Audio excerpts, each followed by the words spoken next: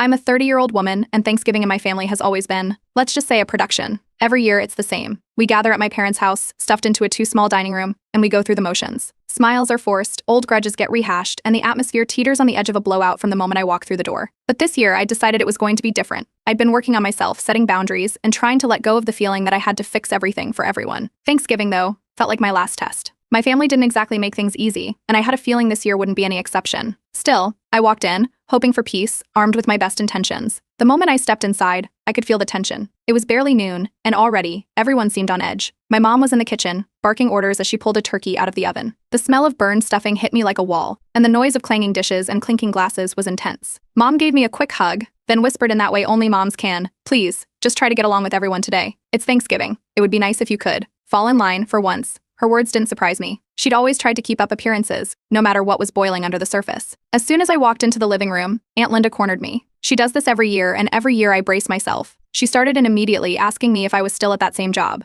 Apparently, it's still hard for her to understand why I'd waste my education on a career that doesn't match her idea of success.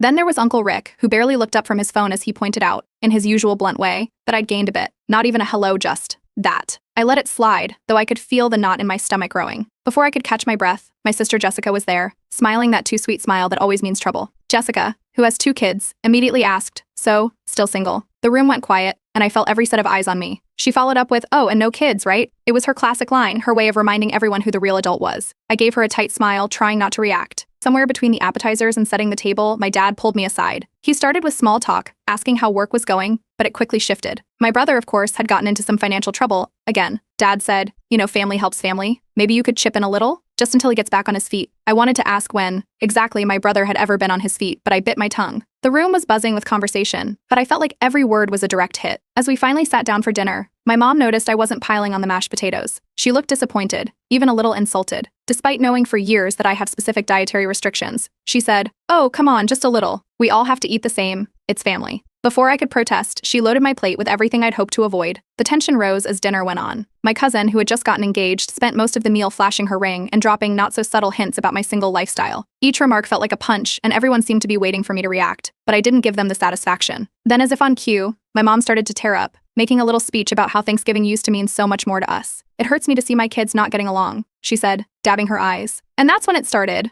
The old grudges, the usual arguments from past Thanksgivings that we all thought we'd buried. Suddenly, everyone was blaming me for things that happened years ago, dragging up memories I'd rather forget. Even if I tried to defend myself, it wouldn't have mattered. They'd all made up their minds about my sins ages ago. Just when I thought I couldn't take anymore, my younger cousin, who had stayed out of the chaos all evening, leaned over and whispered, "Hey, don't let them get to you. I see what's going on." It was a small gesture, but in that moment it meant everything. But it wasn't enough to hold back the rising frustration. The final straw was when they all started mocking my obsession with work-life balance. I'd worked hard to get to a point where I felt proud of my career, and hearing them laugh about it made me feel like I was suffocating. I'd come in hoping for a peaceful evening, but I could feel myself unraveling under their relentless digs. So I did something I'd never done before. I stood up, grabbed my coat, and headed for the door. No big speech, no explanations, just a silent exit. I could feel their eyes on me, the surprise and confusion as I walked out. The messages started before I'd even made it to my car, one after another lighting up my phone. They were shocked, calling me selfish, demanding to know why I would ruin Thanksgiving. But as I pulled away, I didn't feel selfish. I just felt free. Update 1. The fallout started almost immediately. As soon as I drove away from my parents' house, my phone began buzzing nonstop. By the time I got home, I had over a dozen missed calls, texts, and voicemails. Each one was a different family member, each with their own opinion about what I'd done. First, there was my mom's voicemail, tearful and dramatic, as usual. Her voice wavered, asking me how I could just walk out on my family like that. She talked about how much effort she put into making Thanksgiving special for everyone, and how it was heartbreaking to see me leave. Every word was loaded, meant to make me feel guilty, and I could almost see her sitting there, dabbing at her eyes with a tissue for effect. Then came the texts from my brother. He'd always had a short fuse, so his messages were angrier, calling me selfish and immature for causing a scene. According to him, I'd acted like I was too good for the family, and he was quick to remind me that real family doesn't just walk out. I scrolled through his texts, one after the other, all variations on the same theme. He clearly didn't want to hear my side of the story, just wanted to make sure I knew how wrong I was. The calls from my dad came next, one missed call after another. Finally, he left a long text. It was half apology, half guilt trip. He said he was sorry if things got a little out of hand, but reminded me that family holidays can be stressful, and sometimes people say things they don't mean. He ended with a plea to keep the peace and told me that family is all we have in the end. I wasn't sure what to make of his message. It felt like he was on the verge of taking my side, but then he'd pull back, falling back into the family unity line. As I tried to process all the messages, my Aunt Linda chimed in with a text of her own. She went on about how Thanksgiving is a time for family and how I had ruined it for everyone by leaving. She made sure to add that my mother was devastated and that I should call to apologize.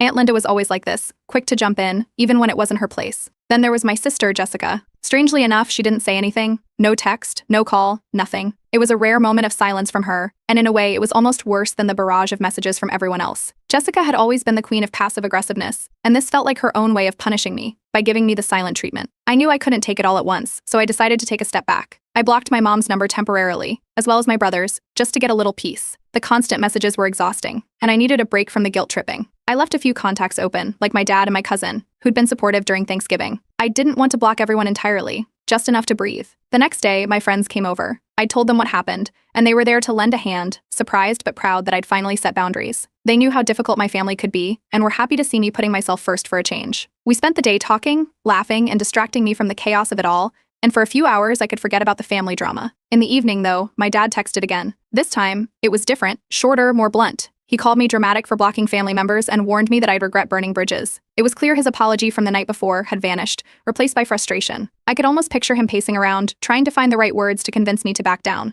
As the messages kept rolling in, I felt a pang of guilt when my cousin reached out, the only family member who hadn't tried to guilt trip me. He said he was sorry for what had happened, and that he understood why I'd left. It was a short message, but it left me feeling a bit torn, like I'd somehow let him down by leaving. Still, I knew deep down that it wasn't my job to stick around and endure the family's treatment just to spare his feelings. I decided to bring it up with my therapist, who had heard me talk about my family for years. She listened to everything that had happened and encouraged me to stand firm in my boundaries. She reminded me that I had the right to distance myself from toxic dynamics, even if that meant facing the backlash. It wasn't easy to hear, but it was the reminder I needed to keep going. Over the next few days, the resentment started to build. The more I reread their messages, the clearer it became that my family was refusing to see my side. Everything was twisted into how I'd abandoned them, and no one seemed to care about why I felt the need to walk out in the first place. It all came to a head when I received a particularly nasty text from my mom. She'd sent a long list of everything she thought I'd done wrong over the years, each point designed to make me feel like the problem. That was it. I blocked her number, too, along with my dad's. I knew they'd keep reaching out, but I'd had enough. The silence was both strange and freeing. I went no contact for the first time in my life, spending the next few weeks focusing on myself. My phone was quieter than it had ever been, and the absence of constant family demands was a relief. For once, I could breathe. Before long, I realized I had my own ultimatum to stick to. I'd only open the door to them again if they could acknowledge and respect my boundaries. Until then, the door was firmly closed. Update 2. About a week after the Thanksgiving fallout, an email arrived in my inbox with the subject line, Family Discussion. It was from my parents, and they'd CT pretty much everyone, the whole family list. In the email, my mom went on about how Thanksgiving had gone off the rails, and while no one was completely innocent, it was clear she was hinting that my walking out had been the catalyst. She wrote that they wanted to have a family discussion to smooth things over, adding a few lines about how everyone had learned a lot from this and wanted to make changes. They promised that, if I agreed to meet, everyone would be better and try to respect my boundaries. It felt a little too scripted, like she'd read a book on conflict resolution, and was now trying to play the part. My first instinct was to ignore it, but I hesitated. They'd already started throwing around promises of change, and I was curious, even if skeptical. I replied, saying I'd be open to meeting on the condition that we met somewhere neutral, not their house, not mine. I chose a small cafe in town where I knew they'd feel out of place enough to avoid causing a scene. After a few back and forths, they reluctantly agreed, even if they clearly weren't thrilled about the location. On the day of the meeting, I arrived first, choosing a booth in the back corner. When they walked in, I could tell right away they were uncomfortable. My parents looked around, shifting in place as they took in the casual setup. My mom shot me a tight smile, and they slid into the booth opposite me, my brother and sister filling in beside them. The air felt thick with tension, and no one seemed eager to start. My mom cleared her throat and launched into a carefully rehearsed apology. Her voice was soft, and she kept dabbing her eyes as she spoke, saying things like it was never my intention to hurt you and I just want us to be close again. The apology felt shallow, though. It was all about how she felt, how she missed me. There was no acknowledgement of the pressure they'd put on me, or of the way they'd crossed lines. I nodded along, waiting to see if she'd address any of the real issues. She didn't. My dad, on the other hand, looked at me and sighed, saying that maybe they could try to be more understanding if it meant keeping the family together. His tone was begrudging, and it was obvious he didn't fully believe his own words. Still, it was something, and I kept my face neutral, waiting to see what else they had to offer. Then my sister Jessica chimed in, her voice dripping with that same passive aggressiveness I'd come to expect. She said that, while she understood my desire for space, I needed to be more flexible if we were ever going to move forward. Flexible, as in go back to the same dynamic where I stayed silent and let everyone else walk all over me. I kept my mouth shut, letting her finish, but I could feel the frustration building. Just as I thought they might at least try to meet me halfway, my brother spoke up. He shrugged, saying that the entire situation had been blown out of proportion and that I was too sensitive about everything. According to him, I'd overreacted, and all this fuss was unnecessary drama. His words landed like a slap. They were practically gaslighting me, shifting blame onto me as if I'd made it all up. At that point, I knew I had to be direct. I told them I wasn't interested in more apologies or flexibility if it just meant going back to the same toxic patterns. If they really wanted me around, they'd need to respect my boundaries and stop dismissing my feelings. They exchanged glances, clearly uncomfortable. My dad nodded, reluctantly agreeing to try, but the look in his eyes told me he wasn't fully on board. Their agreement came with a side of jabs. They'd nod and say they understood, only to add little comments about how family should be willing to compromise and how we all have flaws. It was all just passive-aggressive enough to let me know nothing had really changed. After one final dig from my sister about how hard it is to always walk on eggshells around me, I felt that same frustration rising all over again. They wanted me back on their terms, not because they actually respected the boundaries I'd set. Without another word, I picked up my bag and stood up, ready to leave once more. As I walked out, I could hear my mom's voice rising behind me, pleading, but I didn't turn back. I'd given them their chance, and it was clear they weren't willing to truly change. After that meeting, I expanded my block list, adding my siblings and only leaving my younger cousin unblocked. He was the only one who'd reached out without piling on any guilt or criticism, and I appreciated his quiet support. The rest, though, they were done. A few days later, I talked with my therapist, telling her everything that had happened during the meeting. She listened and nodded, reassuring me that it was okay to protect myself from toxic relationships, even if those relationships were with family. I knew then that this wasn't just a phase. I was done letting them manipulate and control me. Predictably, my phone started buzzing again, this time with even angrier messages. My mom, my dad, and even my aunt were now furious, accusing me of abandoning the family. They piled on guilt and accusations, but this time I felt stronger, more certain. I didn't need their approval, and I wasn't going back. Finally, for the first time, I felt like I was standing up for myself without hesitation. And that, more than anything, felt like freedom. Update 3. Not long after I left the family discussion, I started hearing whispers about rumors spreading within the family. My phone buzzed with messages from friends, asking what had happened. They'd heard stories about my disrespect and how I'd supposedly abandoned my family during the holiday. It was clear my family had taken things up a notch, rallying extended relatives and anyone else who would listen, painting me as the villain. One friend messaged me, genuinely confused. She'd known me for years and couldn't believe the things she was hearing. My mom and sister had apparently called some mutual acquaintances, telling them I'd disrespected the family by refusing to participate in family traditions, and that I'd humiliated my parents by leaving during Thanksgiving. My sister was especially vocal, making vague posts on social media about betrayal, selfish family members, and how some people just don't understand loyalty. It was almost comical how quickly they turned on me, but I knew their game. They wanted me to feel isolated, hoping that if enough people started questioning my actions, I'd cave and come running back. It didn't take long before I saw one of Jessika's posts. She'd posted a selfie with my mom, both looking heartbroken, and the caption read, "Some people never learn to value family until it's too late." The comments were full of sympathies from family friends and distant relatives, all sharing their own stories about family disloyalty and lost family ties. It was all so calculated, like they'd planned to make me look like the bad guy from the start. Then, to top it all off, I got a message from my cousin, the only one I'd kept in contact with. He'd heard the stories too, but this time, he sounded disappointed, saying he wished I could see things from their perspective. It stung to realize even he was starting to waver. He'd been my last ally in the family, and now even he was slipping away, weighed down by everyone else's version of events. The guilt tripping had spread through the family, and they all seemed convinced I was the one in the wrong, no matter what the real story was. The pressure only ramped up from there. My parents began sending me long emails, each one more dramatic than the last, saying they'd raised me to respect my elders and value family. My mom's messages were full of lines like, "This is hurting us more than you can imagine, and your actions have left us heartbroken." Every message seemed crafted to make me doubt myself, to make me question if maybe I really was in the wrong. But I'd come too far to fall for it this time. Around this point, friends of the family started reaching out, telling me they'd heard from my parents and asking if everything was okay. Some were genuinely concerned, others sounded more judgmental, clearly influenced by what they'd been told. I started avoiding these calls. The last thing I needed was to keep defending myself. To make matters worse, my mom found ways to tell her side of the story wherever she could. She even posted about it in a local community group on Facebook, in one of those vague posts that didn't mention me directly but was clearly about me. She shared how heartbreaking it was to be abandoned by family, with comments full of supportive messages about praying for her, and how some kids just don't appreciate what they have. The post spread, with people who didn't even know us commenting and offering advice, all based on her one-sided version of events. I thought about responding, about posting my own version of the story or setting the record straight publicly, but I knew that would only lead to more drama, and the last thing I wanted was a public back and forth with my family. I stayed silent, hoping that the lack of reaction would eventually force them to stop. Instead, their efforts only intensified, like they were determined to keep me in the wrong until I gave in. In the end, all the drama showed me who my real friends were. Some people I thought I could trust backed away, clearly influenced by the family narrative. Others stayed by my side, offering support and refusing to buy into the rumors. My friend group got smaller but stronger, and I found comfort in knowing who I could really count on. Therapy became a lifeline, helping me unravel the decades of manipulation and guilt tripping I'd grown up with. I'd spent my whole life being the family fixer, the one who kept the peace, no matter how much it cost me. My therapist helped me see why breaking away had felt so hard, why I'd stayed in the cycle for so long. For the first time, I started to understand that none of this was my fault, that setting boundaries didn't make me the selfish one. And despite everything, my family didn't let up. They wanted an apology, and they wanted it publicly. I kept getting messages from my mom, demanding that I clear the air and apologize for disrespecting the family.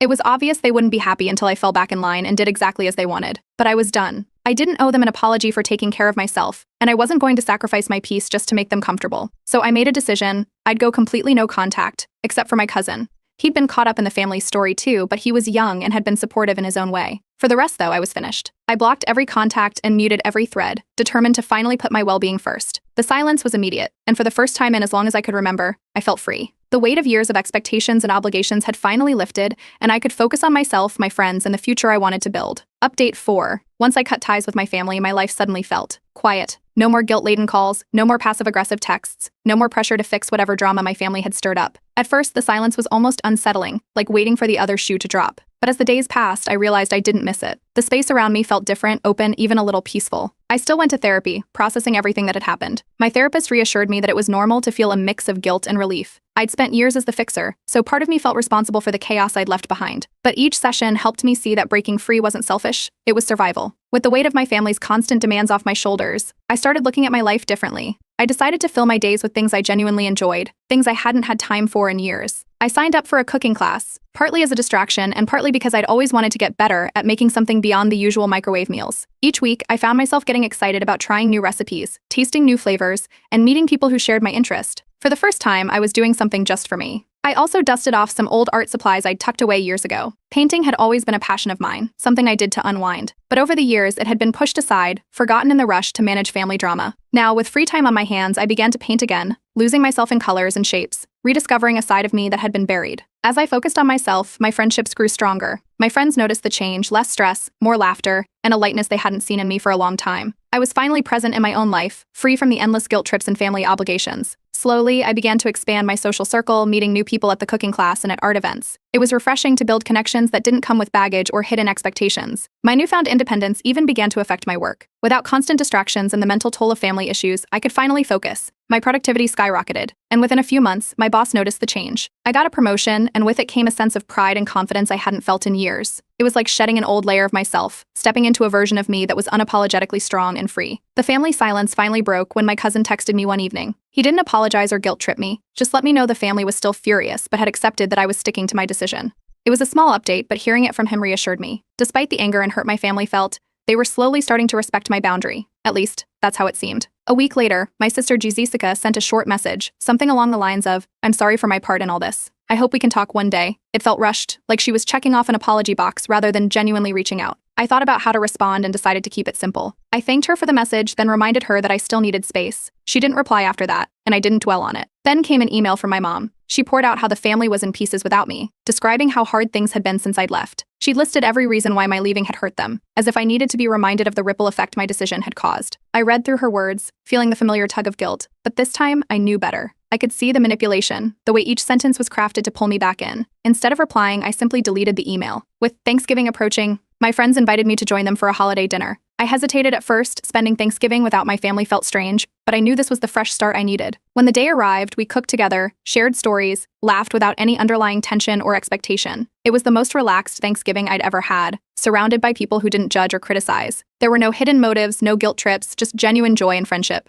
That night, as I drove home, I felt a sense of peace I hadn't felt in years. I'd spent so long weighed down by family obligations, so focused on fixing everyone else's problems, that I'd forgotten what it felt like to simply exist without strings attached. For the first time, I was in control of my own life, living on my terms. As I settled into bed, I thought back to the journey that had led me here. It hadn't been easy, and part of me knew there'd be moments when the guilt might creep back in. But now I understood that standing up for myself didn't make me a villain, no matter how much my family might try to convince me otherwise. The decision I'd made had changed everything, and for the first time in a long time, I was truly grateful. This was my life, and finally, it was mine to live. Update 5. Months passed in peace, and I'd all but put the family drama out of my mind when a letter arrived in my mailbox. It was handwritten, and the envelope was marked urgent. The address was from my parents, and it was strange to see their handwriting after so much time. I held the letter for a while, unsure if I even wanted to open it. My life had settled into a comfortable routine without their drama, and I wasn't eager to invite it back in. But the letter sat there on my counter, a quiet reminder that unfinished business still lingered. During my next therapy session, I brought it up, asking my therapist for advice. She suggested I read it, if only to see if they'd truly taken any responsibility or shown any willingness to change. The first few lines were from my mom, her handwriting shaky. She started by apologizing for everything that had happened over the past year.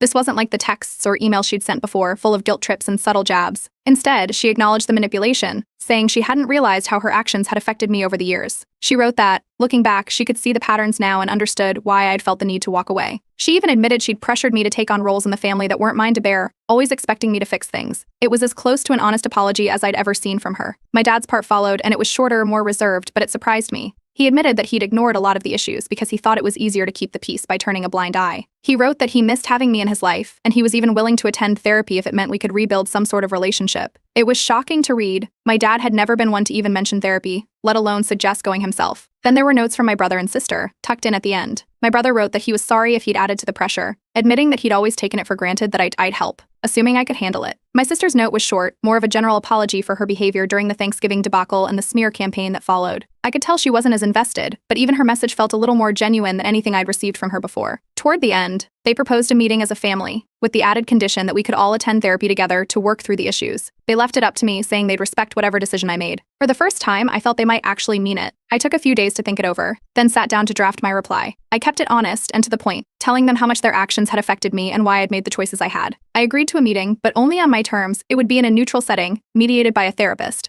I made it clear that if we were going to move forward, my boundaries had to be respected with no excuses or dismissals of my feelings. I wouldn't settle for a repeat of past behavior. To my surprise, they agreed. They said they respected my need for structure and would follow my conditions, which was more than I'd ever expected. On the day of the meeting, I arrived at the therapist's office first, taking a few deep breaths to calm myself. I wasn't sure what to expect, but I knew I was ready to finally be heard. My family arrived shortly after, looking nervous as they took their seats in the circle. There was a tension in the room, but for once it didn't feel like they were preparing to gang up on me. It felt like they were actually here to listen. The therapist began, setting ground rules and reminding everyone that the goal was to understand each other's perspectives. My mom started, apologizing for the pressure she'd put on me. She explained that she'd been so focused on holding the family together that she hadn't considered the toll it was taking on me. For once, she didn't try to shift the blame or play the victim. She just listened as I told her how her words and actions had made me feel. My dad spoke next, admitting that he'd always brushed things under the rug, thinking it was the easiest way to avoid conflict. He said he regretted not stepping up sooner and promised to work on being more present in our family relationships. Hearing him acknowledge his role felt like a weight lifting, a part of the puzzle finally clicking into place. My brother shared his thoughts, admitting that he'd often relied on me to handle things because he'd assumed I was the strong one. He said he never considered that I might have limits too. My sister was the last to speak, and her apology was brief but direct.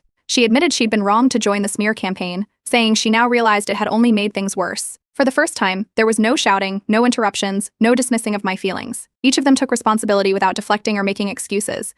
I could see that this wasn't an attempt to get me back on their terms. They were genuinely trying to understand. When the session ended, I felt lighter. We weren't a perfect family, and we probably never would be. But for once, I felt seen and heard. I left the meeting with a sense of closure I hadn't known I needed. Going forward, I decided to keep contact limited, with regular family therapy sessions as a condition. This way, I could keep my peace while allowing a cautious rebuilding of our relationship. It wasn't the ending I'd expected, but it was the one I needed. I was finally free to live life on my terms, with boundaries firmly in place.